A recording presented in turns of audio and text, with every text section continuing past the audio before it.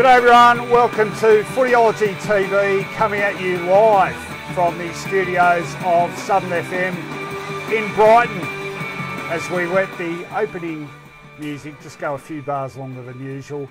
Good to have your company. How are you, Finey? I'm well. Great first week of the finals, in as much that most of the games were, except the GWS game, they were sort of alive. There was something to watch in the last quarter. Yeah, I'll play Scrooge here. I didn't think they were great, but for Saturday night, West Coast and Collingwood. Yeah. You know, it wasn't a heap of fantastic football, but importantly, I think the results made for a more competitive September. That's what I'm saying. In fact, to back your claim up that it wasn't great football, for the first time since we've had a final eight, so that's quite a long time now, not one of the teams kicked more goals than behinds. Is that right? Yeah, it's, Collingwood 10-10, Yeah. every other team inaccurate. Yeah. And for the weekend, 74 goals compared to 1972 first week of the finals, 71 goals, and 1973, 70 goals. Only difference there was 2 games, we had 4 games. Yeah, well, inaccuracy has been a bit of a byword this year. Now, I forget every week. I'm not going to forget this week. We want your input. So you're watching us on Facebook. Plenty of room there to leave a question or a comment. We're going to wrap up each of the 4 finals in detail and then take questions about that particular game. So if you've got a question or a comment about the last final that was played, West Coast Collingwood, hold your fire until we get to that game. We will try and answer as many as we can with each game. So before we get into the game-by-game wrap-around, Finey, a couple of important bits of housekeeping. The draw for next week, if you're not across it, I'm assuming most people are, but next Friday night at the MCG, we have one knockout semi-final, Hawthorn taking on Melbourne, 7:50 Friday MCG. Saturday evening, back at the G, 7:25pm, Collingwood taking on GWS. Pretty sure I know who the majority of the crowd's going to be barracking for. And we do have a rough guide to the 2 preliminary finals. The first of them will be on Friday, 21st of September. That's the Richmond game. Obviously playing the winner of the Collingwood GWS semi. That's at 7:50. Second preliminary final at Optus Stadium on Saturday. West Coast taking on the winner of Hawthorn and Melbourne. Still don't have an official time for that, but I'm thinking probably more likely to be twilight than an evening game. The things to me looked a whole lot more obvious in terms of projecting what the results of the remaining games would be had Collingwood defeated West Coast. I think now we've got a bit of variation in the theme because, well, we'll talk about the games, but Collingwood lost no admirers, I don't think, on Saturday night. No, a very, very plucky performance from the Pies. We will, as you say, get into that in some detail shortly, but we're going to do it in chronological order. Let's get into the wraparound.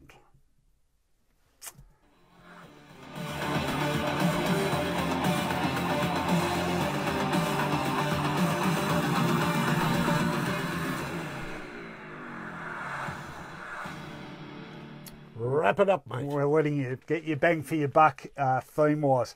All right, let's start at Thursday night, MCG. A massive crowd, 91,446.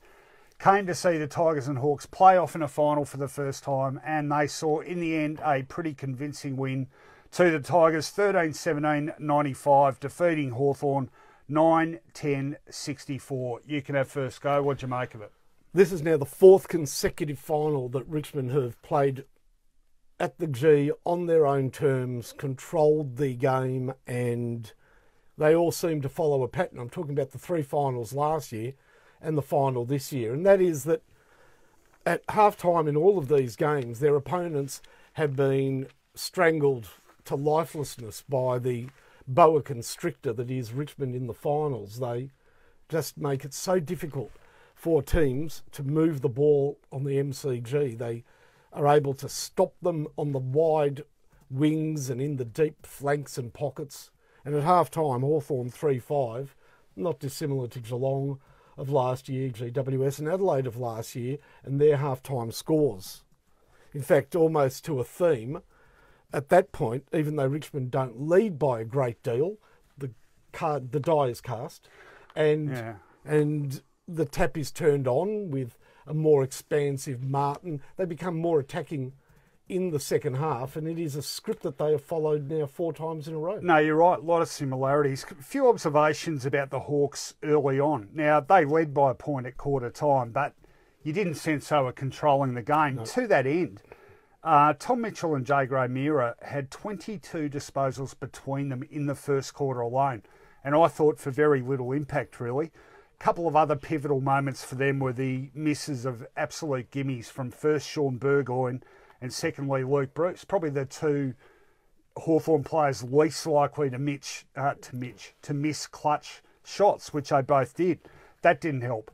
A third factor, you had a bit of a wild card on the goal-kicking front with Camden McIntosh kicking 3 goals. So they were bonus goals perhaps the Tigers weren't counting on. But the second quarter, even though, you know, here we are at half-time, we're looking at a difference of only, 14 points. It felt like a lot more, didn't it? Dusty Martin, he knows how to go through the gears, Martin, doesn't he? And he really got into fourth gear in that second quarter.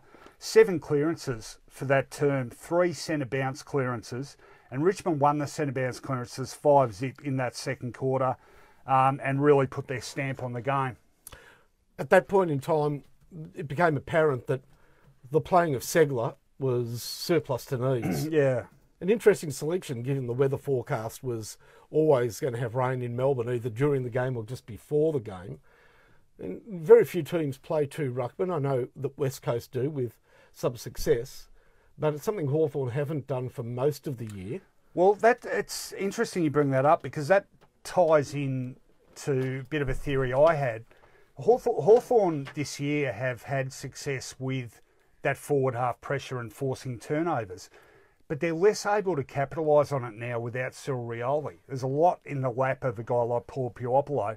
I wondered if bringing in that extra big man was a way of counteracting that, thinking we're not going to necessarily get as many goals from turnovers. Perhaps we can outmark the Richmond defence.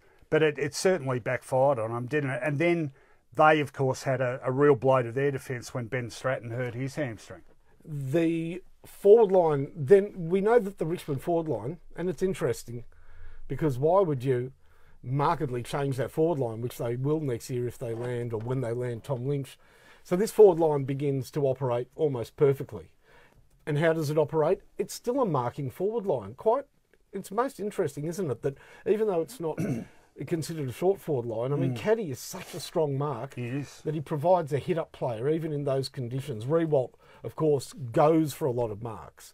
The essence of that forward line, with Rioli being the P this week, is that they can all fly for the ball, but when it hits the ground, it's trouble for the opposition, isn't it? Oh, absolutely. And that's really how the game started to unfold. Richmond were having so much more of the ball inside their own 50 in a meaningful manner, and when it hits the ground in their forward line, it's panic stations for the opposition. Well, I think they forced that pressure all over the ground, not just closer to goal. And I guess the best underlining of that was the final inside 50 count, which was 67 to 37. I reckon Hawthorn would have been kept to that many inside 50s too often. About 16 just before half time. They couldn't get the ball forward. It is that pressure, isn't it? And the reality is that when the ball goes into your forward line against Richmond, you need to have a plan B. If the ball's not marked, you cannot let it come out via the agency of Rance, Hawley, Floston, because they just set it up really well, don't they? Yeah. Grimes is such a good defender. Yeah.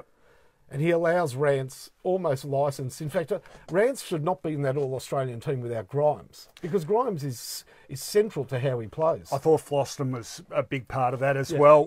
Good one from Craig Williams. I just want to make one quick observation about the Tigers, and I've been banging on about this for a while now. I reckon one of the greatest parts of the way they play their footy is their positioning behind the ball. I had a really good look at it on Thursday night, sitting up in the press box. There's one guy who I think should get a lot more credit for Richmond's success. We barely heard about him, really. You're going to get some joy out of this. His name is Andrew McQualter. Now, he's Richmond's stoppage coach. Now, stoppage coach is a title that varies from club to club in how they operate. But I was talking to someone at Richmond about this. His brief is stoppages right, is positioning right across the ground at every stoppage. That includes the defence. Now, Ben Rutten's part of that. He's a defensive coach, going to Essendon next year, incidentally. But basically, they're positioning not only behind the ball when the opposition is coming out of their 50, but around the stoppages is superb. I lost count of the number of times the Hawthorn players got sucked too far in towards the stoppage, and the Richmond players were just well positioned outside it, were able to win the clearance and pounce on the ball and take it their way. Their positioning is superb, and I reckon, presuming there's a few sort of opposition club analysts or coaches watching us right now, I reckon there's a few sitting there nodding their heads. Andrew McWalter, get on him, boys. I reckon he knows his stuff. All right, let's go back to Craig Williams here, Mr. Music. You got the question from Craig? It is. Hawks are a decent chance this week. People seem to be writing them off very easily. Yeah, I agree. I think, getting back to that thing about an ideal setup for the finals, I like these two semis because I think it's you've got Melbourne and GWS with the momentum. I think both games you can argue that Melbourne and GWS have more ability than the sides they're playing. But Hawthorn and Collingwood are two of the most resolute clubs with storied finals histories and long and proud traditions of putting in a big performance with backs to the wall. Plus, and I did the numbers on this today, since 2000 and the current Final 8 system, we've had 36 semi-finals. 30 of them have been won by the qualifying final losers. And in fact, until the last 3 seasons, that number was 26 out of 28. But we now have the bye, and that's a slightly different dynamic because, of course, the year the Bulldogs won, both of the lower-ranked teams were able to defeat the first week losers. So, yeah, but don't forget that's not a factor come semi-final week because no one's had that week. No one had that week off until then. It was all a level playing field. In most cases, it's simply been that the qualifying final loser was a superior team to the elimination final winner. You know, we'll talk again about Melbourne, and we'll preview these games, of course, during the week on our audio podcast. But Melbourne, we should remember this about Melbourne. Hawthorn are a proven team that can regroup and have such wonderful finals experience to draw upon. Melbourne has not got ahead of themselves now for about 6 weeks in the last 10 years. So we are trusting Melbourne to have really turned the corner for once and for all.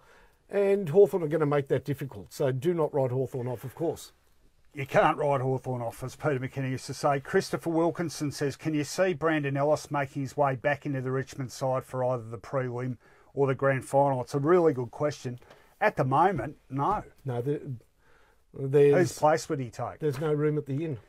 Well, who would be, if he was to come in? Conker. Yeah, he's probably the most vulnerable. But I thought he did his job, didn't he? He played a role. He definitely played a role in a team that just won a very important final. He'd be very unlucky to be dropped, wouldn't he? Yeah, well, I think there's a similar thing going on with Butler. Whose spot's Butler going to take? Well, there's no spot. I mean, Jack Higgins is a cast iron certainty because of the X factor he provides. There's no, unfortunately, you can only put 22 onto the dais, and there's hard luck stories from last year. Of course, we know Jaden Short, who's made good on it this season. Yeah. But I guess that's what drives the team forward, and what the coach loves is the pressure that internal pressure drives teams and drives performances onwards and upwards. Yep. Have we got one more? No, let's move on. I'll just get you to move a little bit. Oh, there you go. There we go. Just where, you know. Oh, yep. Well, that's very precious. A lot of money goes into that. Yep. Time to move on now. Friday night, Melbourne v Geelong. And it's a grand old flag. First final for 12 years. And I must admit, I was getting a bit of a feeling of deja vu at one stage with them dominating play, not taking their opportunities. But it all worked out okay in the end. The Demons, 10-15-75. There's that inaccuracy. Defeating, and also inaccurate, Geelong 6-10-46. Well, remember in our previews, I said I felt the only way that Geelong could win is similar to how they'd won during the season. If they were accurate in front of goal and Melbourne were profligate. And Melbourne certainly were wasteful. It's a good word, that profligate, isn't it? Yeah, that second quarter defied football logic, didn't it? Yeah. Well, you're watching a team dominate and go backwards. Well, it was only Melbourne's second goalless quarter for the season. but they were totally dominant, especially for the first half of that quarter. 6 behinds. And some of those behinds came as a result of one possession too many. Some were just poor misses and some were good defending. But you really, if take the sort of, it's Melbourne, this could all end in tears, or Geelong, they've got a great track record. If you were simply looking at the game as, skins versus shirts at half time, you could not pick Geelong in 100 years. I mean, look, Ablett lifted in the second half, but he doesn't have the dynamism that he used to have, and he gets the ball a lot. So Melbourne were just attracted to him and attracted to players around him, and the pressure became intense because of Geelong's inability, when they got the ball, to get that decisive first possession. Have a look at how Oliver was dishing it off. Yeah. All of them. Viney, mainly handball, or just about only handballing, but they were decisive. Geelong's possessions were defensive. Yeah, and I thought the centre bounce was a big factor in this game too. And this is where Max Gorner's a great ruckman, but he's partly a great ruckman because he gives his on-ballers advantage at that centre bounce. Now, the centre bounces, I did write it down, and ended up 13-4 Melbourne's way in the finish. There was a period there, so they had that dominance statistically at half-time. They were well ahead for contested possession, uncontested possession, tackles. Tackles in the forward 50 at half-time was 16-1 Melbourne's way. Yep. And yet when Tom Hawkins kicked that goal early in the third quarter, it was back to 17 points of difference. And that's when I was thinking, this isn't going to happen again, is it?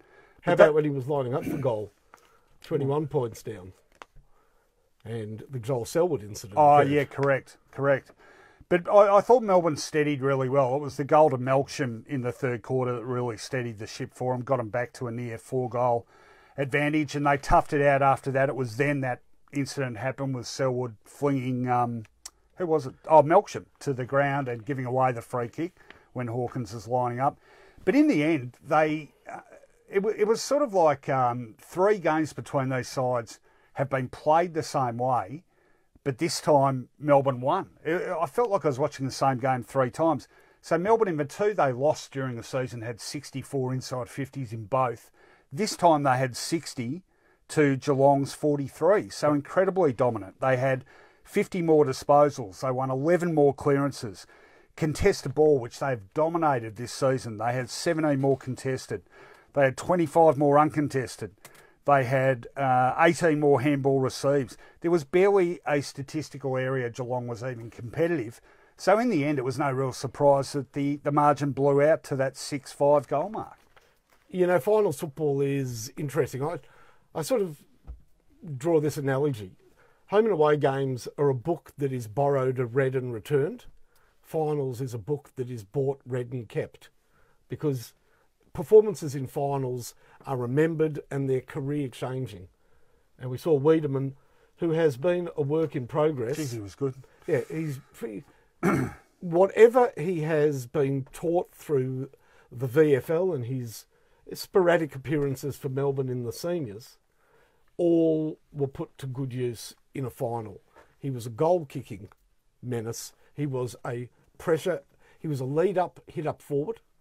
He was a active member of a defensive group, so you saw him even be on the wing. And all of it came with a whole lot of running and a whole lot of confidence. When Jesse Hogan went down, do you remember me saying, I don't know if it's going to hurt him that much? You did? Yeah, it's exactly what you said. And I think Frost coming into that defence has really sturdied up their defence. Yep. The other guy I wanted to make special mention of, I thought he was fantastic, was Christian Salem. He played a blinder of the game. He was my second best player. Yeah, no, I definitely... I saw a lot of different 3-2-1s, but I would have had him in my 3. I thought Wiedemann actually was best on ground. I thought Wiedemann was best on ground. I had Salem and Brayshaw.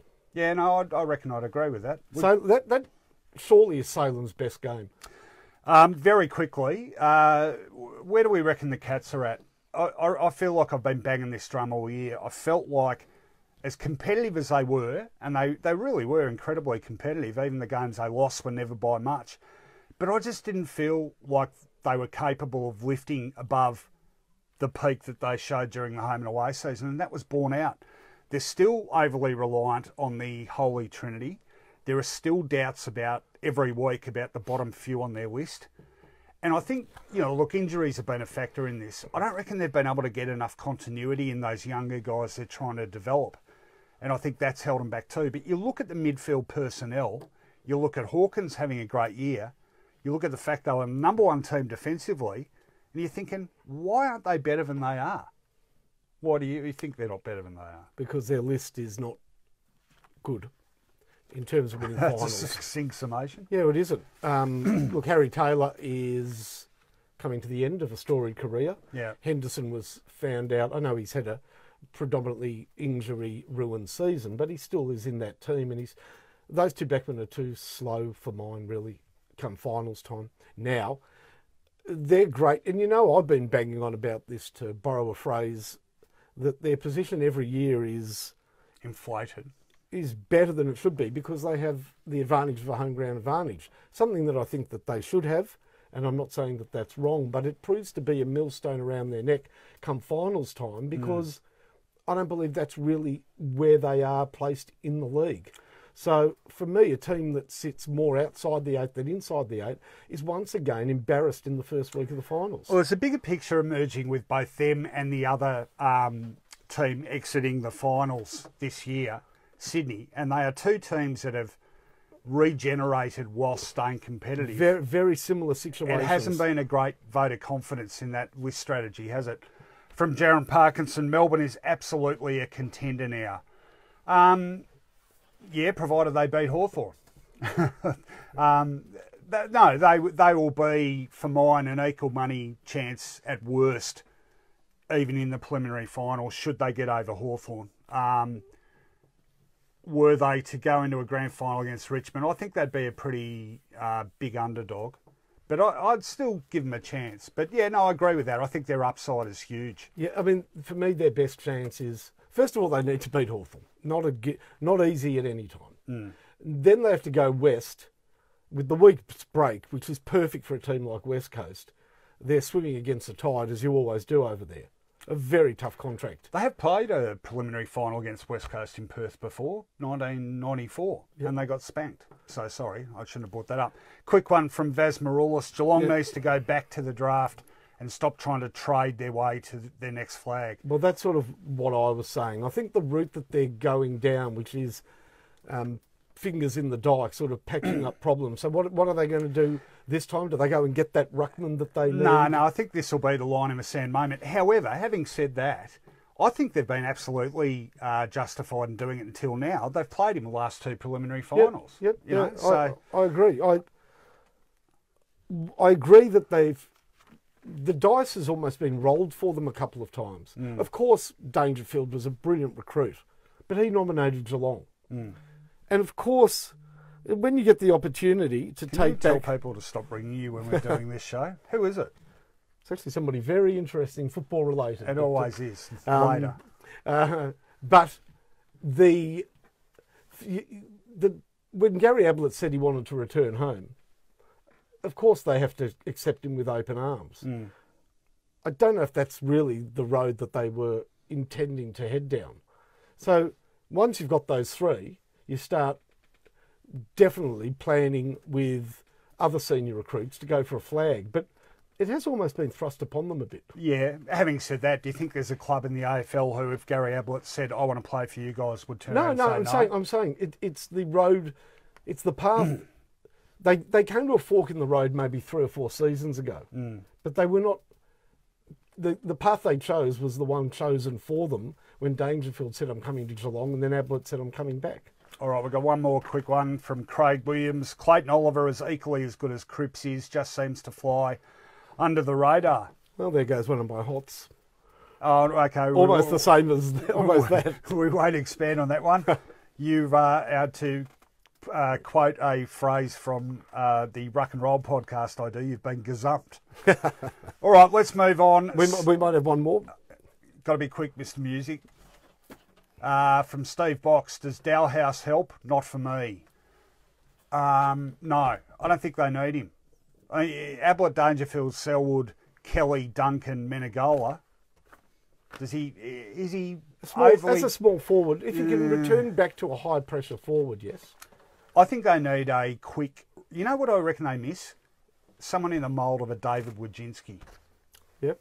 They haven't got a lot of pace coming out of that you're right. backline. You're right. They would love a Sard. You know, when Essendon got Sard, they already had McKenna. It seemed doubling up. But I absolutely, without Wojcinski's the perfect call. They need run out of the back line, and they also need a ruckman. Yep. Do they trust Abbott, Radagula, Stanley? Radagula has been good value. But they still don't solve their ruck issue with any of those. No. Well, they've got 6 months to think about it. Let's move on. Saturday twilight, the Battle of the Bridge, part 3 for this season. 2-0 to the Swans during the season proper, but the Giants won the one that counted. And did they win it? 10-19, 79. And I think it was 3-8 in the last quarter. Yes, it was. And thank God for that, for the Swans' point of view, because it was looking like a 70, 80, 90 point walloping there. The Swans, a lamentable 4-6-30, the lowest score in any final Finey since the 1960 grand final when Collingwood kicked 2-2. And all right, okay, I'll kick us off on this one. Sure. It played out early the way I expected, a bit of a pitch battle. I think the Swans tried to, suck the Giants into a bit of a trench warfare situation.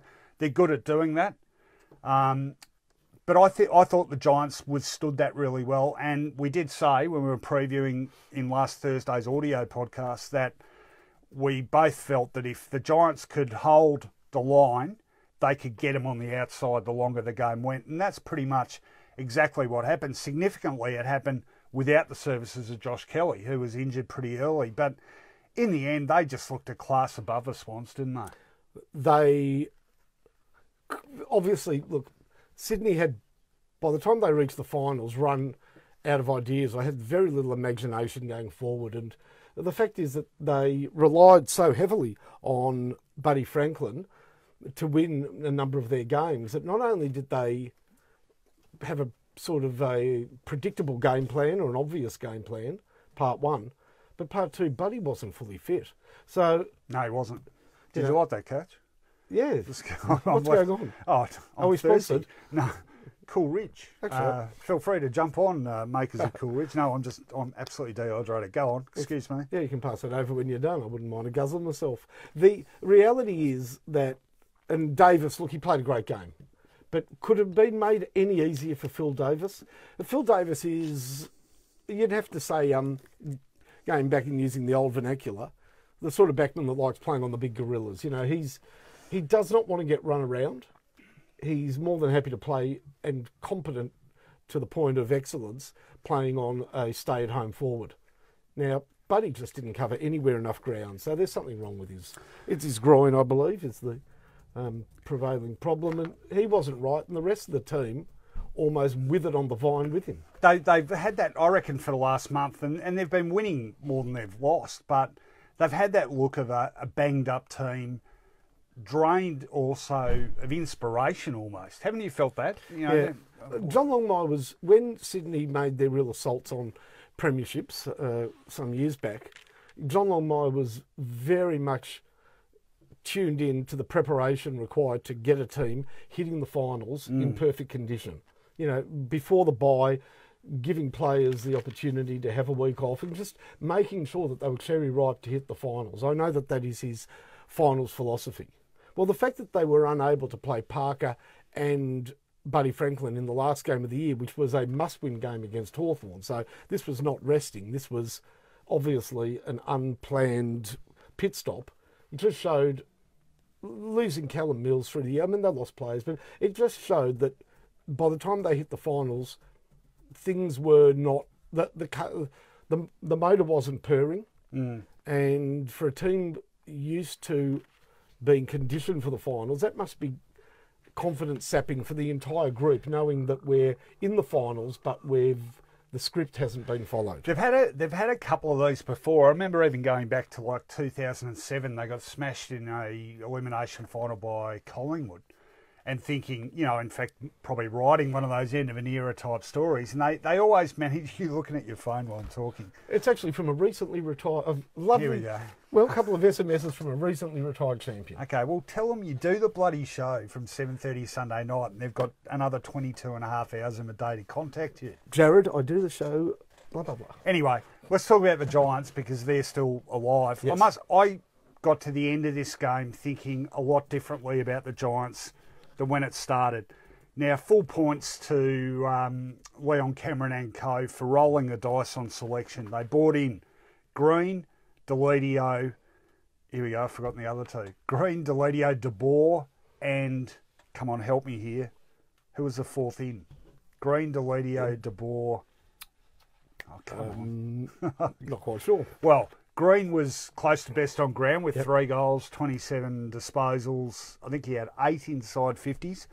De Boer, I thought, played his role as a defensive forward, helped lock the ball in. Is it Haynes? I know it was Zach Williams. Oh, Williams, of course. Yes. Deledio, cream on the cake. And Williams gave him more run off half back. And how well did Whitfield play? Now, he's played really well all season. Yep. But I thought Whitfield had more scope to do that damage because Williams was in there as well. And by the end of it, I thought they'd really got that sort of dare and dash back. I felt like the Giants for most of this year have been a shadow of their offensive best. I thought it was really back by the end, and that's why they are a real, genuine chance against the Pies next week. First of all, Toby Green's so important to them. Oh. Of course he is, because he's an excellent forward. Just with quickly, a bad habit. Yeah, well, let's talk about that really quickly because everyone wants to. Belinda Smith, very timely, Belinda. What do you think of Toby Green, the way he puts the studs in? I don't like it. I think I gave him benefit of a doubt when he did it last year to, I think it was Luke Dowhouse, was it? Yeah. At Etihad Stadium. But he did it like 3 times in this game, and I think the umpires should have been. I'm looking for the appropriate rule, but isn't it dangerous play? Yep. I saw actually Matty James, former umpire Matty James, he tweeted something about ball not within 5 metres, so you can't say it's defendable. But I would have thought it just comes into the same sort of rule area as kicking in danger. You can't lift your studs up, and you know, look, I don't see how you can argue that you can. What is he protecting his ground? Well, you've got your body to do that. Your feet are a potentially harmful weapon, and I don't think that should be allowed. Yeah, it'd be like fending off with a loaded glove. I mean, there's no way that can be allowed. No. It comes under and I don't really like this term, but it comes under a bad look. Yeah, well, you know what else? I'm often very sceptical about all the kids will start doing it line. But I actually felt that this time. I looked at it and I thought, you know what? That's the sort of thing a kid, if he's camped under a ball, will start doing because it's easy to do. And so I reckon they've got to take a bit of a stand on that. It's a habit born out of, and I hate to say this because it does not sum up the way Toby Green plays at all, but it's a habit born out of fear. Yeah. Little kids do stuff like that. You know, they're under the ball, somebody's coming, and they lift their leg up. It doesn't strike me as a malicious thing, but it is a bad habit. It's a good description of it. Greg Hinkler says, do you think the Giants can beat the Pies and then Richmond? GWS beat Richmond last time they played, but it wasn't at the G. Giants lost both of their games on the G. No, they didn't. They beat Collingwood in round 2. They beat the Pies this year. Yeah. Close. Yeah. You know what? I don't think they can make the grand final, but 1 week at a time. Yeah. And what Collingwood present, it's interesting because Collingwood's main weapon is this unpredictable lineup again that, you know, has unlikely heroes, etc. And we'll talk about them shortly. But GWS are almost putting together a team like that, aren't they? Especially given the season they've had. Well, they have, but the ins I talked about, I think that they're starting to get that polish back with them. It is, but you're 100% right. But it's just again a 22 that has not played much together this year, and Collingwood have sort of thrived on the underdog. Yeah.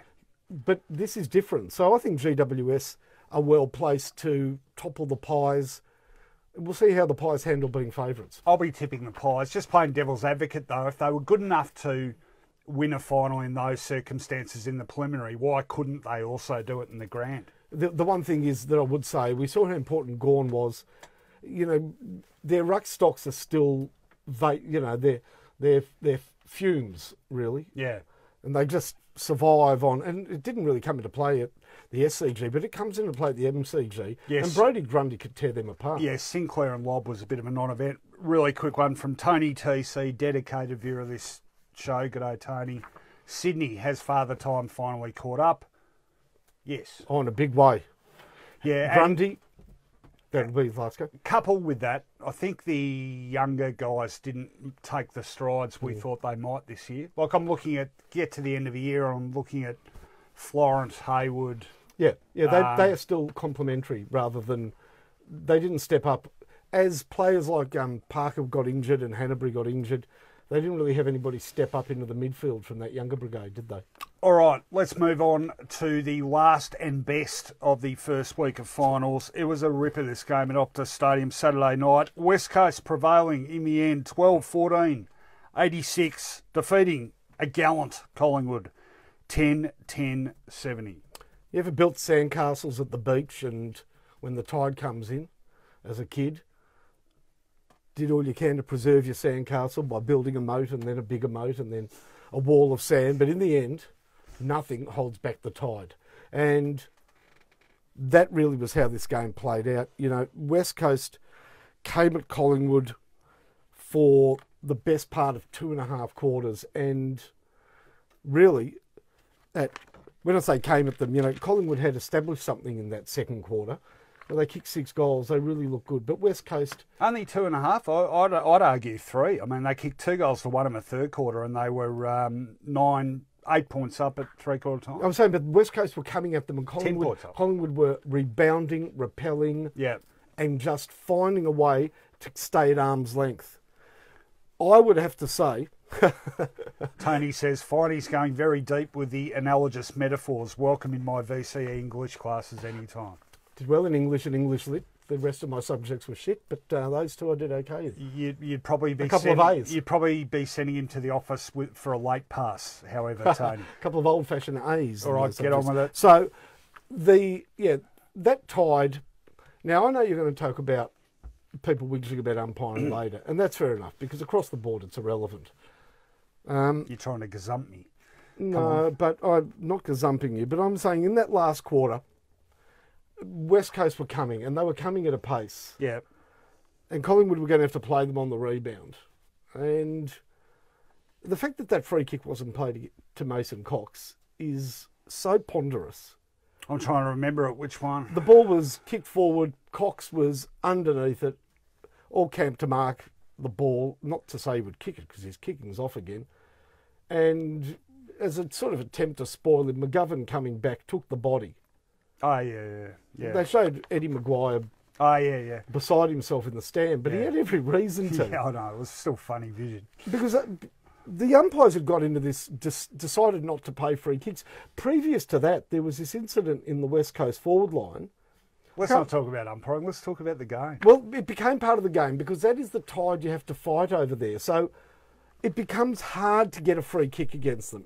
The crowd is pulsating and pulling them towards their own goal, and it seems as though that there's a script to be followed here, and it's very hard to overcome those. They're not 1%ers, they're big moments in the game. I'm going to play. No, this isn't devil's advocate. I'm going to take up the cudgels here. I'm not saying that those things aren't issues. Bigger issue for me. Last quarter, West Coast dominated where it counted. I wrote some pretty comprehensive notes on this game. Third quarter, I've written down Sire, Phillips, Treloar. Great quarters. Where were those three in the last quarter? Yeah, Treloar clearly tied, didn't he? What happened to Pendlebury? Side bottom, handballing to a point post. You know, like they lost that midfield dominance, which I thought had got them to the point of winning. I want to not stick up for West Coast. I'm going to fly the West Coast flag here a bit. Yeah, okay, it was a home final.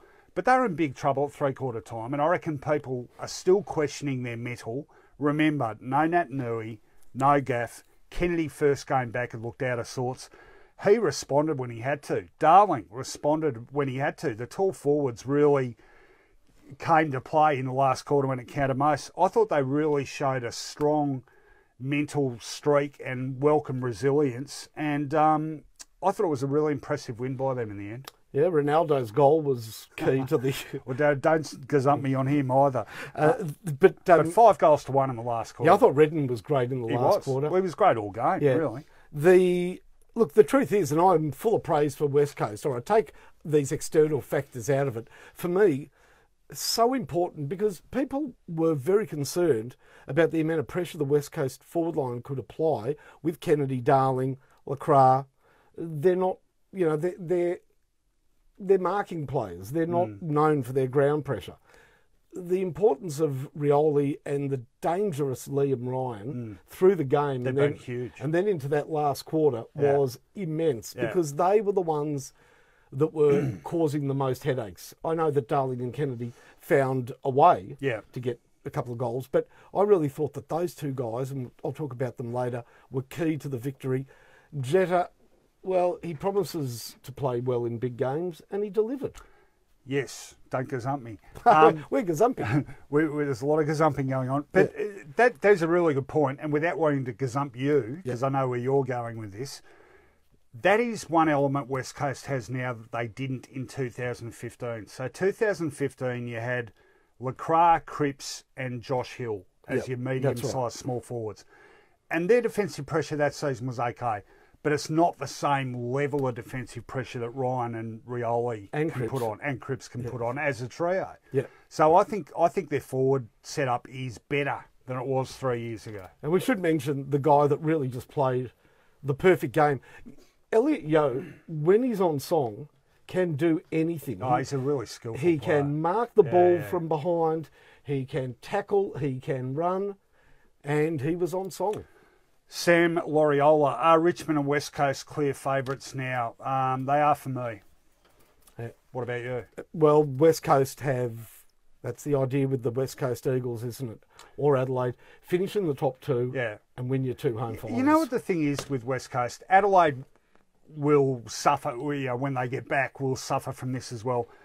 People cannot get the West Coast 2015 grand final performance out of their heads. Doesn't matter what they do. Their record on the G since then is actually pretty decent. I think it's sort of 50-50. They've played there twice this season and won both. Yeah, one was against Carlton, but one was against the Pies. I'm not sure what more they can do. Their record on the road this season has been very much in the black, but the perception seems to linger around longer than the actual reality. And I think if they win their preliminary and get through to a grand final, I'd still be tipping Richmond if they're playing Richmond, but I don't see any reason why they can't go into a grand final on the MCG with a really good chance of winning. The one thing that they have to do is, and they played Richmond a couple of years ago at the MCG and got taken apart a bit, but it rained a lot that afternoon. Yeah. One thing they have to do is that ground. I don't know how this is happening. Last year, actually. It was last year. Happening with the build of grounds, but like the Adelaide Oval, it seems to have quite sort of small pockets, narrow pockets. So Rioli and Ryan are thrust into the game, aren't they?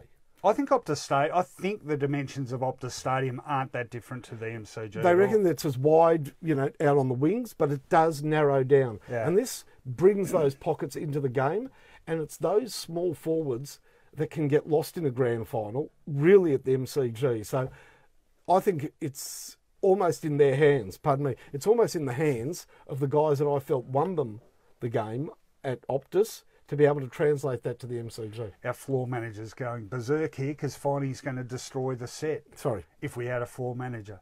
I'm the floor manager. Stop doing it. I can have some water. You can, here. I haven't got any germs. Matt Williams says, gentlemen, what do the Pies do with selection this week? No change and hold their nerve. Or do they pull a trigger? Gee, that's a popular footy phrase now. And select Darcy Moore. Let's see. GWS, forward set up. You got Cameron. You got Himmelberg. They're not really playing a tall forward set up, GWS, anymore, are they? They were. Moore would be good for Himmelberg. Because he's a really mobile, flighty type, and he's dangerous, isn't he? Yeah, but what about, Goldsack's come in and done a fantastic job. Langdon, I think, can play taller. Okay. They're not going to bring it. They're not going to risk it. No. Another one from Jaron. Was Goldsack the biggest win for the weekend? Played magnificently. Yeah, absolutely. Yeah. It was terrific. Would have had 4 possessions or something. And for me, clearly in their best. Yeah, although, was he still on Kennedy at the end? He was, wasn't he? Kennedy came good when he had to, but it was a great return from Goldsack. He's a valuable part of that side. Any more, Mr. Music? All right, I think our work on the wraparound is done. You just hold your fingers there, young man. David helping us out tonight. Should I tell him that little story? No. My son, playing his last game of junior soccer last week. Yes. Got sent off. Red card? Yeah, straight got red? a red card, straight red. Mm-mm. It actually, in fairness, it wasn't that bad a challenge. I think the referee was being a bit of a dick, just quietly. But was he doing a Toby Green studs up? No, it was a vigorous shoulder challenge. What probably didn't help was when the ref came in to apply the yellow card, David walked off and said something to the kid about getting up, you weak, so-and-so. Yeah. Chip off the old block, really. All right, let's move on. It's time now for Hot or Not.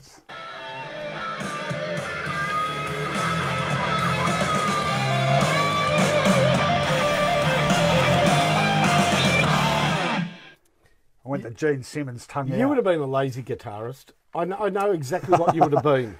All facial expressions, but no movement. No, I love a low slung bass. Yep. One of my favourite bands, the Marquette Kane, the bass player in that band, Kim Scott, has the bass about as low as it's possible to sling. I love a low slung bass. It looks tough. All right, let's go. For those kids that don't know what a bass is, it's a type of guitar. Very good. All right, I'm kicking us off with a hot. We touched on him before. He's a Rioli. Of course, it's September. Daniel Rioli. Thought he was outstanding on Thursday night. 16 possessions, 12 of which were contested.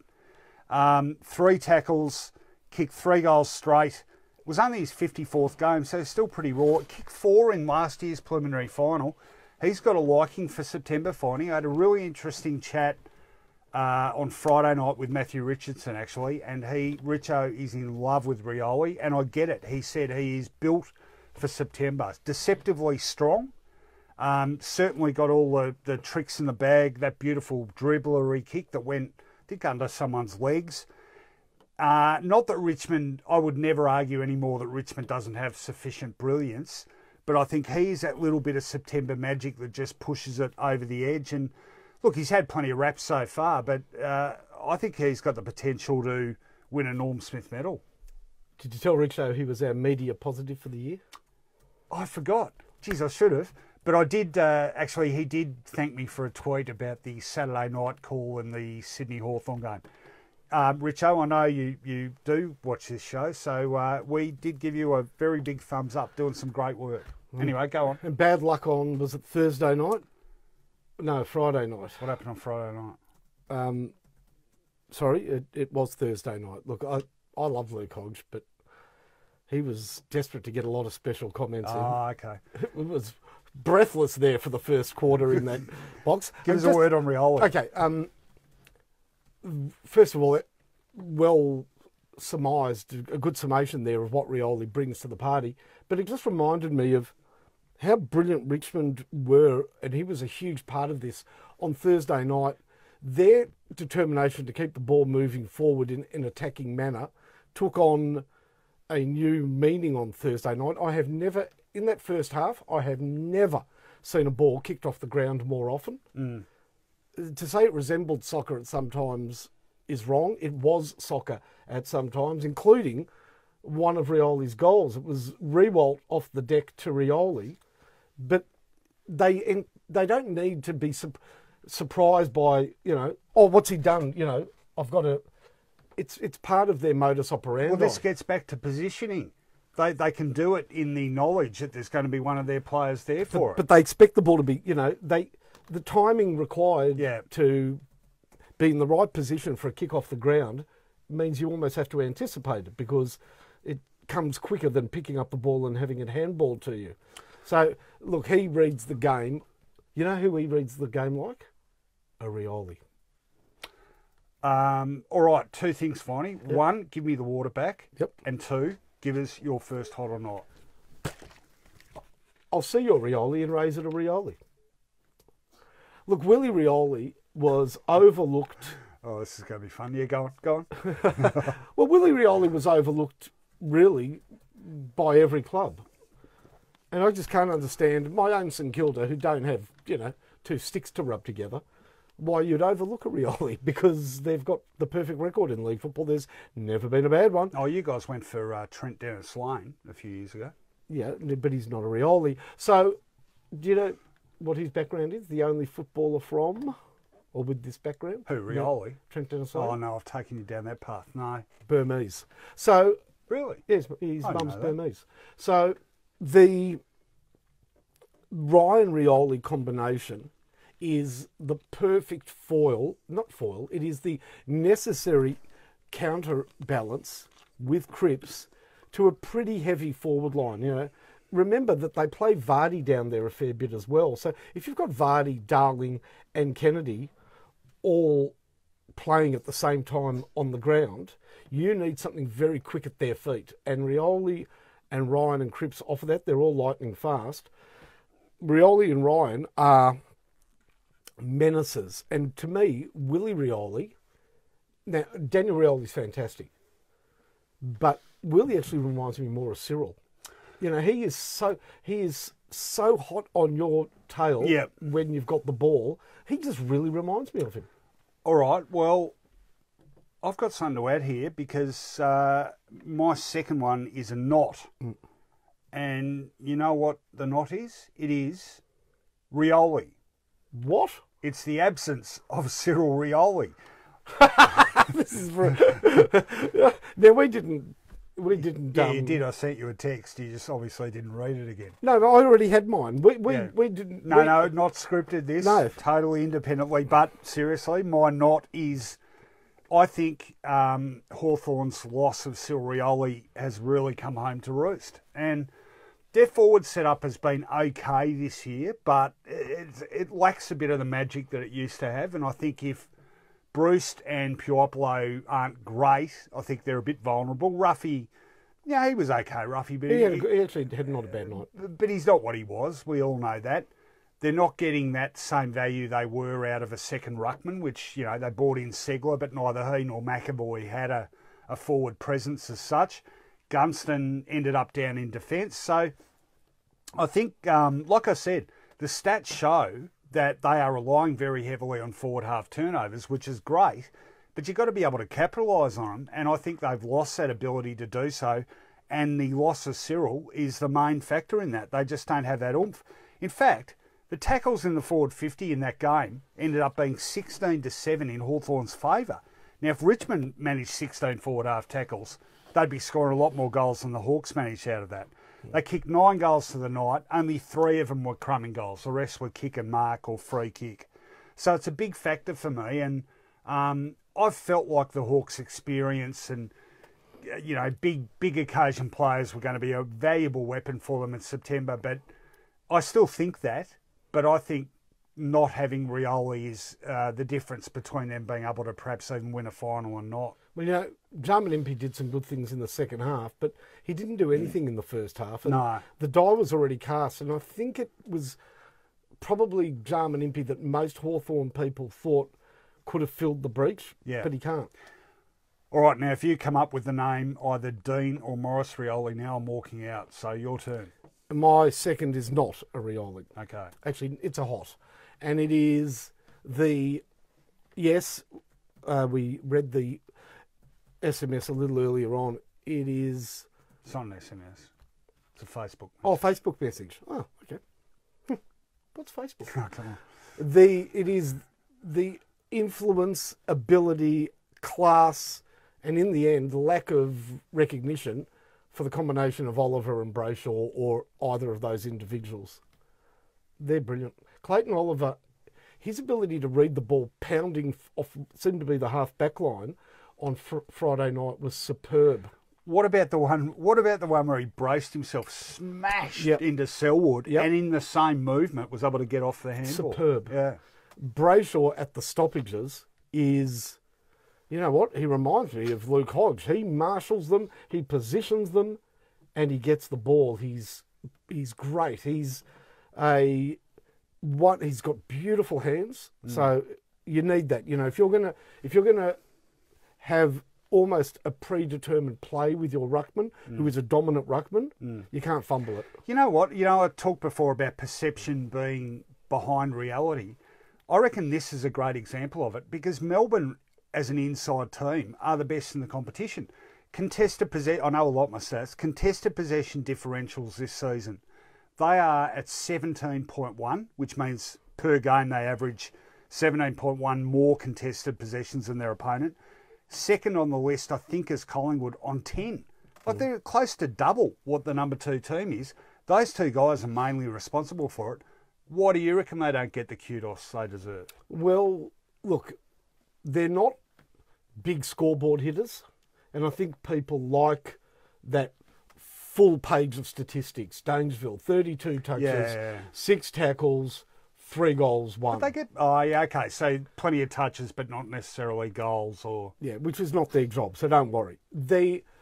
And look, this time last year, Brayshaw had just played a couple of games at the end of the season to allay fears that he was going to miss out on a career because of concussion. So he's a new story. Yeah. At this time last year, Clayton Oliver's season was over. He was recognised as a star player, but his handball to kicking ratio had him as a brilliant ball getter, not a damaging user. The correction in both is stark. Brayshaw has had a full season and he's great. And Clayton Oliver now kicks the ball as well. He's not almost programmed to handball. So in doing so, he assesses the game better. He is, by the way, for mine, in the AFL, the most resilient player. You mentioned that incident with Selwood. I have seen him cop some big bumps, some hits that players, he just doesn't wince. He is so tough and really tough. That's tough. I think maybe you have to be when you're a redhead. Yeah, he's just got, he's a ripper. Really good call. All right, I'm going to finish us off. Another hot for me, and we did touch on him before briefly. Lewis Jetta.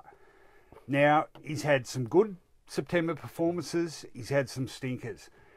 He's, I wouldn't say much maligned, but he does cop some flack on occasion. He can completely disappear from games.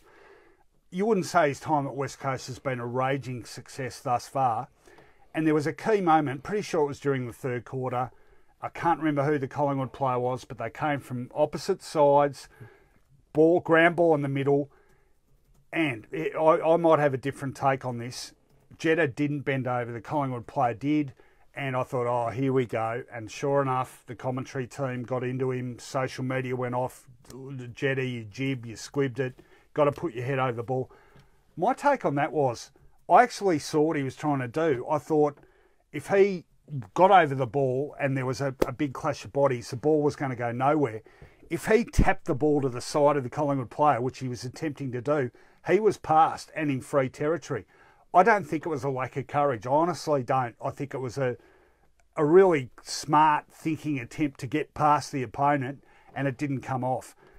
But for all that flack he copped, he ended up being an important part in that win. 20 disposals, 7 contested possessions, so he won his share of hardball, 4 tackles, 5 1%ers, which was about as much as anyone in the West Coast lineup, and I'd argue the most brilliant goal of the evening and the one that gave him the lead for the last time in the game. Read the play. Yeah, sorry about that. Intercepted a handball. It got slipped in between the two Collingwood players. Snap on the right foot from 40 out. Gives them a lead and does the Cristiano Ronaldo celebration, of course. But so what? I thought he was really important for them. I think he cops a bit too much flack, and I think he could be a key player for them in their remaining at least 1 and possibly 2 finals. You can really muck up that Ronaldo celebration. You really can, and look like an idiot. He did it perfectly. What he did. What should get David to comment on that. He's a fan. What did you think of that incident I was talking about? I thought he jibbed it. Did you? Well, he didn't jib it. He did. He didn't go low But and can't you? Do you I know not exactly see what he was trying to do? I know exactly what he So was. what was wrong with trying to do? I know exactly what he was. Well, he didn't. It didn't pay off. He didn't But get there. to be able to do what he was trying to do, you couldn't go low. You had to. But I'm saying the timing. Well, he didn't have time to do that. He had to go for the ball because had the ball been 3-4 feet closer to him, it would have been a brilliant play. I think, but it's not. It wasn't a play. It wasn't on. I reckon it was. I reckon there are times when it's too easy to go the he jibbed it card when the smarter option is to avoid the contact. Yeah, I thought it would have been brilliant had he actually intentionally had his legs taken from underneath him. All right. Anyway, bring us home. It's a knot. What do you make of Christian Petrarca? I'll tell you what I make of him. I make of him a player that he's... All right, let's accept that Melbourne have got this very good midfield that they do, so he doesn't have to play midfield. He's a bloody good player, Petrarca. He's a match winner. But almost everything he does reminds me of the best kid in the comp in a junior football competition. And that's not football. I've got no doubt, because he was always a big-bodied kid, that he was a superstar through to under-16s, and he went into the TAC Cup, and that normally brings players back a notch because you're playing against the best in the state.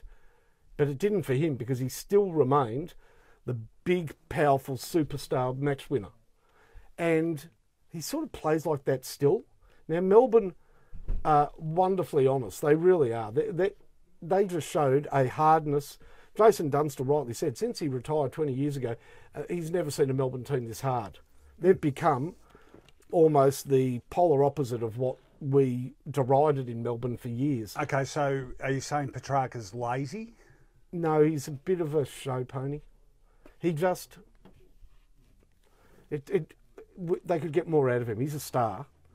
He needs to watch the ball, two hands, head over it. He can't be picking it up and dodging and weaving and before he gets the ball.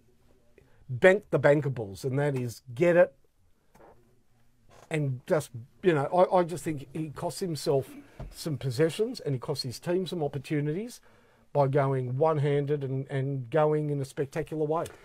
All right, I've got some nominations for Hot or Not. Jaron Parkinson, Dusty's boundary goal. All I can say is this. It was a ripper. Do it again. Well, 35 metres. It was actually on that... I was trying to find the exact landmark. And there's a line they draw. Have you seen, like, between the fence and the boundary line, there's a white line marking that goes... Only boundary riders would know that. Well, I don't know what it's for. So if anyone does know, tell me. But it was actually on that junction of that line and the boundary. So it's 35 out. Amazing goal. Do you remember when... It was someone likened it to Jason Ackermanis' effort at the Gabba against Geelong in, I think, 2005? Remember Malcolm Blight kicked a famous goal and got... Dragged because he didn't centre it. And then during the week of training, Barassi said, have 10 shots, see how often you do it, and you'll see why I dragged you. And he kicked 9 out of the 10. Do you reckon Dusty could do that? Absolutely. Ed Healy, another big supporter of this show, g'day Ed, says, a knot is Seven's camera on the blimp. It does nothing but annoy me. I've got to be honest, Ed, I was at the game, so I didn't see it. I saw it. If the blimp went a little bit higher, they could have actually got in some of Bordertown. Look, it's not a bad idea. To give exactly what you were talking about, an idea of how teams set up and an overview of not just where the ball is, but what's behind the ball. But it's fine. It was too high. Yeah, it was.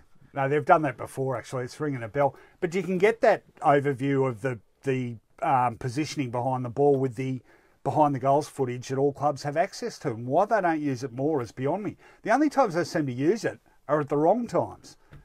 John Funlove Hines says Nathan Jones hot. Yeah, it was great. When he kicked that last goal, first goal of the last quarter, and he knew they were home, it was a great moment, wasn't it? Like, he really deserves some success. Why do we always forget? Why do I sometimes, when describing their great tough midfield, because I mentioned Viney, why didn't I mention Nathan Jones? Because he's a mainstay. What's the phrase I'm looking for? Familiarity breeds contempt, I mean, he was there when they were getting pumped. Yeah. Troy says Wiedemann hot. Yep, best absolutely. on ground. Yep, best on ground. We both had him best on ground. Is that it? All right. Okay, you know what that means, Finey. We're too laid back. We're too, happy-go-lucky. Get angry, man. Get angry. Because it's time for the Rant Off!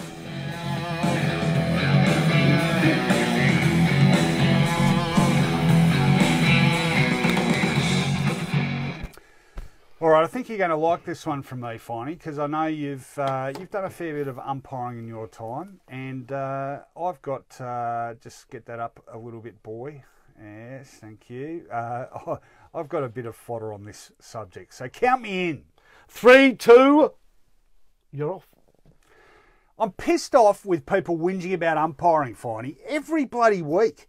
No matter how good the games are, no matter what feats of individual brilliance we see, you jump on social media after a game and you'll see twice as much discussion about this decision or that decision as anything the players are doing. Melbourne won its first final for 12 years on Friday night. I thought Demon fans would be happy. I get on Twitter, what's the first thing I see? Someone having a sook about a 50-metre penalty that should have been paid against Geelong's Mitch Duncan. Seriously, these people could win a Tatsotto jackpot and be pissed off the first prize was only $4 million and not 5. And there are supporters out there of clubs that actually think their teams don't get crucified by the men in green every week. And if they're all getting crucified, which teams are actually getting the benefit of all those crook decisions? Now, I know what you're going to say here, West Coast. Now, I did look at some stats today which show that over the last 16 seasons, the Eagles have a free kick differential almost twice as high as the next best team. But they can't be getting too good a run. Otherwise, why would the Eagles fans be constantly jeering the umpires? Trust me, I know about this, Finey. My mum is one of those Eagles supporters. Last week I asked her, Mum, what do you want for your birthday this year? You know what she said? Boo! I'll try and buy one of them. I don't know how expensive they are. Collingwood fans having a good sook right now about last night. But the free kick count was 23 all. The Pies did get 3 goals either from free kicks or 50-metre penalties. And why weren't they as vocal about Travis Varco slipping over with the goal at his mercy, or Steele Sidebottom handballing to a point post instead of a teammate? I calculate, Finey, that I've seen roughly 11,573 games of footy over the years. There's precisely one, I'd argue, is definitely decided by the umpiring. And yes, it was that time Fitzroy got shafted over in Adelaide in 1991 and Peter McKenna went berserk up in the commentary box. You remember it, Fitzroy fans. Get it through your heads, footy supporters. There's no conspiracy going on here. Unless, of course, you're Essendon. Because it's well known we haven't been able to buy a bloody free kick for 30 years. There's an interesting blend of sarcasm and observation. I feel the need to say this. The last bit was facetious. Yeah, that Fitzroy Adelaide game, famously at the end. This is murder. There was a St Kilda Port Adelaide game in Adelaide where I think Grant Thomas afterwards asked for a review of the umpiring and it might have been Ross Lyon even. Well, whispers in the sky. No, that was in WA. This was a Port Adelaide St Kilda game that was unbelievable. But very few games are decided by the umpires, and if they are, it's not on purpose. It's just because they've umpired poorly. Oh, it's a conspiracy. Can I ask you about some decisions on the weekend, Mr. Umpire Defender? Okay, quick. Was that free kick that was paid against Selwood paid by the emergency umpire? That's what they said on the call. Yeah. I didn't observe that myself, but is that a known dynamic? I don't think it's happened regularly. There was a but maybe when they say paid by the emergency umpire, is it possible the emergency umpire says to the field umpire, "I saw this," and he then pays it? I didn't know that was a dynamic. It needs to be vocalised better by the AFL. Next. I found a very interesting goal review where the goal review was the goal umpire saying the ball would have hit the post. Yes, that was. I thought the rule there was that it was in play if it hit the umpire. So, but I like this ruling. It's it was common sense. Ruling. It was common sense, but just as an umpire, you need to make these things clear. Yeah. Because I didn't know that was dynamic. They tend not to explain these things until they happen, don't they? Yeah. And that one isn't that uncommon. And the one that really is counterintuitive and frustrates a lot of fans on the weekend, did we go back 5 years and forget taking of the legs? Because a couple of times, Yeah. players just completely got their legs taken and it wasn't paid. Just before you do your rant, I'm curious, Mr. Music, what was the response to that rant? Not much support on tipping. That was pretty. Oh, it was. They thought it was Amazing. Yeah. Oh, I thought in keeping with my day, I had, I was about the one person on Twitter today, Finey, who didn't have an opinion on Serena Williams. So I actually tweeted that. I said, you know what? I know this is hard to believe, but I actually haven't got a strong opinion about the Serena Williams thing. Whereupon I proceeded to get absolutely shit-canned for not having an opinion on it. You can't win on Twitter. Called the referee cheat. Oh. Did she this time? Okay. Cost her a game.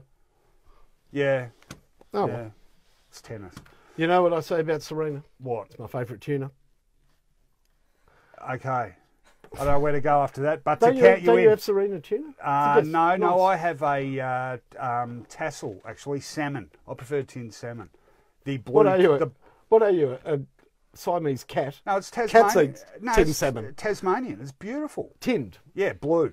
Have a look in your local supermarket. Meow. 3, 2, 1, rant. I've heard a lot of discussion this week about the likelihood, well, what is now the likelihood of Tom Lynch going to Richmond at the end of this season. And to be honest, I've heard a lot of statistics being thrown up and a lot of sort of palaver suggesting that it's no guarantee for success for Richmond, and why not? Free agency means free. They should be allowed to go wherever they go, etc., etc. The general consensus actually has been that, so what? It's the way the game is played. I'll tell you so what. It is an absolute disaster. It flies in the face, and why on earth a competition that is based on a salary cap and draft system would allow the inclusion of a mechanism that sees a player from an also-ran go to potentially a back-to-back premier is utterly bewildering. Why have a salary cap? Why have a draft? Why have an evening of the playing field, which philosophically means 18 different teams winning the flag in an 18-year cycle, only to kibosh the whole thing by allowing this to occur? And let's take Richmond out of it for a moment. Consider it from the perspective of a Gold Coast fan. In AFL football, there is only one prize. There's no qualifying for Europe. There's no relegation. There's only one thing to play for, the premiership. And as a fan, we have been conditioned to show our loyalty through membership, through going to games, with the hope that that single goal is attainable. Maybe not this year, maybe not next year, but within the foreseeable future with this team. Now, the AFL set up the Gold Coast. As a Gold Coast fan, coming off another lamentable season, having less than 5 wins, not being able to attract players, how do you feel about your best player going to the best team in the competition? How far away are you from seeing a flag? So if you don't become a member and you don't go to games, no one could blame you because you're a million miles off it, and you became a million light years off it if Lynch goes to Richmond. Why create this team or any new team and allow this to happen? I'm serious about this one. From the Gold Coast fans' perspective, through to an evenness of the competition, Tom Lynch to the Tigers is a disaster. Strong words there from Mark Fine. Look. No, I think I tend to agree with you. You know what? I want to throw this one at you. 24 years ago, we're going back a long way. Remember when Collingwood made a huge play for Tony Plunger Lockett, as Tim Webster called him? Only Wayne Richardson stopped it from happening. Yeah, well, the AFL helped him get to Sydney, didn't they, by tipping in a fair. Well, why couldn't they do that now? Why couldn't they tip in a you-know-what load to keep him there? I think he was hell-bent on leaving because it's not a healthy club. Yeah, well, see, this is where, and we talked about this on the podcast, this is where that very delicate balance between player rights and having socialist measures in a competition becomes a real issue. And we talked about this last Thursday, that half the reason free agency came in was because the AFL was clearly very worried that if they didn't relent, they were close to having the salary cap and draft challenged in court as restraint of trade. Sure. I agree with you though. It's gone too far the other way. The AFL has to stop allowing front-ended and back-ended contracts, because it's that is going to allow Richmond to do this, by players taking a pay cut in the next couple of years and then they sort it out down the track. But by then the damage is done. And all of this is being looked at from a Richmond perspective. Should Richmond do it?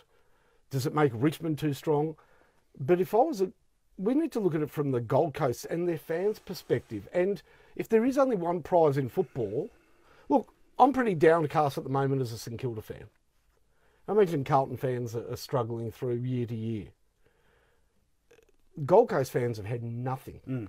And if you can't see a future that ends with a premiership cup being raised, why become a member? Well, they're not being taken seriously by the competing clubs in the competition, are they? They're just seen as a breeding ground for, as GWS was to an extent. Yeah, I mean, but are we going down the track of another Brisbane Bears? I mean, haven't we done this? Haven't we done this on the Gold Coast before? Yeah. This is embarrassing if it happens. Well, there were again. plenty of people who, before these clubs were set up, said might be a hard ask. But GWS were given so much more than the Gold Coast because it was the jewel in the crown to be able to get a successful team in the west of Sydney. Offered so much potentially in terms of revenue and TV rights, etc. So they were overloaded. They were Fitzpatrick's absolute project. But Gold Coast has been allowed to sort of wither on the vine. One before we finish off. David Haley, thoughts on AFL Grand Final entertainment? Black Eyed Peas. Barnesy? Yep, Barnesy. No Midnight Oil. Yeah. Grr. I don't know. We sort of talk about this every year. In fact, a little annoying bogan bird called Brian Mannix told me during the week that they were pretty close to announcing something, but he sort of wasn't letting on about what it was. I don't know. I reckon the bar's been raised a bit by the Killers last year, who were very good, I've got to say. That was one of the best ones we've had. I have the perfect grand final performer. Who is it? Because I actually reckon the combination of sort of a DJ and music works perfectly. I reckon Fatboy Slim would be brilliant. Yeah. He's got a lot of those anthem-type songs. Yeah. You're more Catholic in your music taste than I am. We might finish off with this one from Con. I don't even know what that means. Open-minded. Yeah, it's a broad church. It's sort of, why is Catholic I don't know. open-minded? That is what it means, but it's funny, isn't it? It sort of goes against what you expect it to mean. Yeah. Quick one from Con. Why have the reigning premiers Richmond a free kick count so deep in the negative? Stop at all costs. We've talked about this. So I think it's that the level of pressure they apply, it's a trade-off, isn't it? You overdo it. Their modus operandi is keeping the ball in motion forward, and their defensive counter to that is stopping their opponents, legally preferably.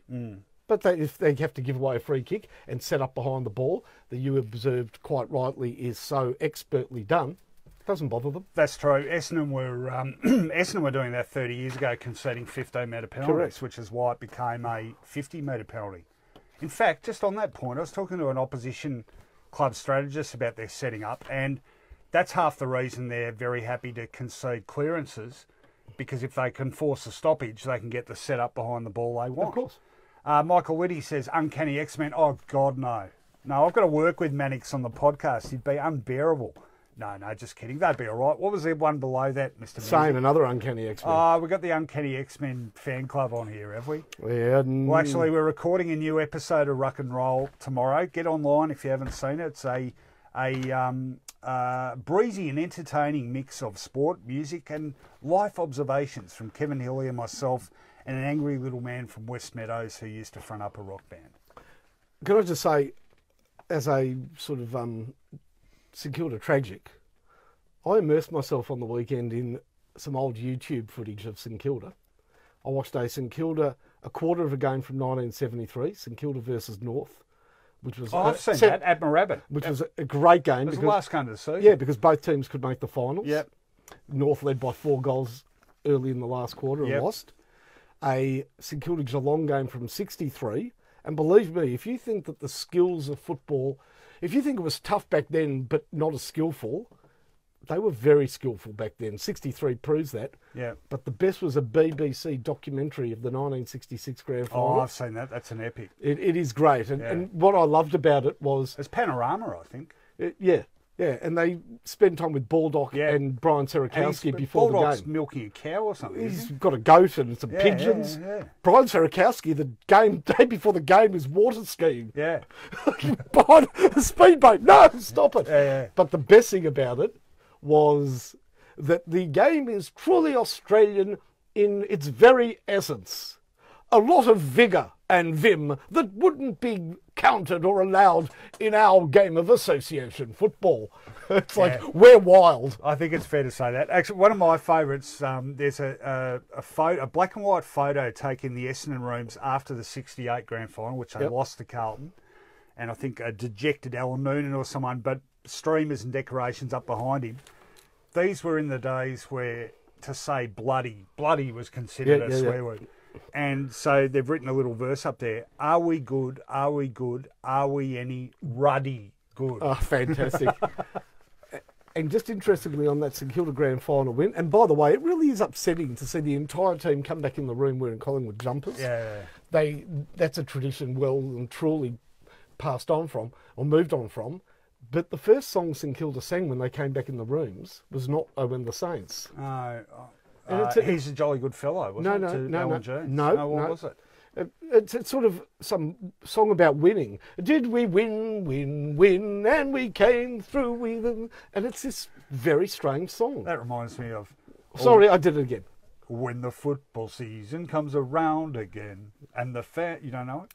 Storming to the grounds again. There's a kind of fever that gets you on our toes. Hear the fans are roaring and as the whistle blows. Blow, it's pouring and your team's behind. Still you never throw in the towel. 'Cause it's football season and that's the reason. It's a time of the year that we love. See you next week.